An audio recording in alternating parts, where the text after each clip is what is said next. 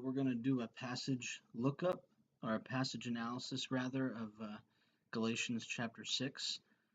So we'll just go right to it here. We have Galatians 6, but you'll go to Tools, and over here to Passage Analysis, select that.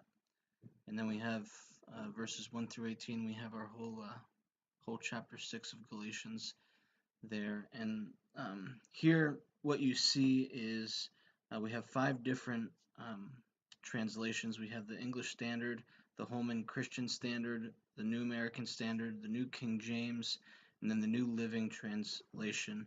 And what these different blocks are right now we're looking at the pericopes, which in these translations, if you open up your Bible, you'll see the different headings, and the headings describe a certain unit or section of verses and the content that's involved there. So that's what these breakups are. So you'll see 3 out of these 5 versions that we have a similar pericope. So the ESV, the Holman Christian, and the NLT all have 2 pericopes, and you can compare them right there. And then the NASB just has 1 for the whole chapter, which is bear one another's burdens. And then what's interesting is that the New King James actually has 4 different pericopes, breaking down these 18 verses into 4 different sections in that translation. So this is just a cool little way to see how each translation breaks down the sections in the text.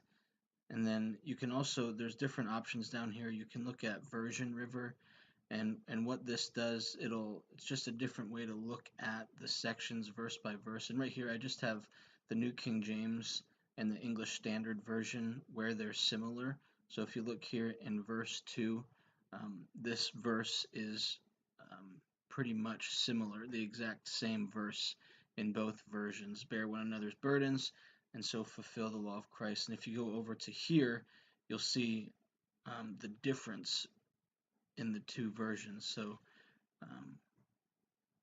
you'll see just the slight difference here. New King James is shall bear his own load, and ESV is will have to bear his own load.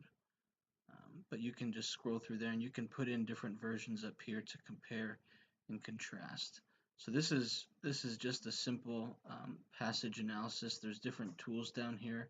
You can look up different words throughout the text and see how much they appear in each translation.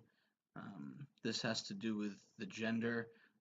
How consistent is each translation with the gender? So that's what a passage analysis looks like in Logos.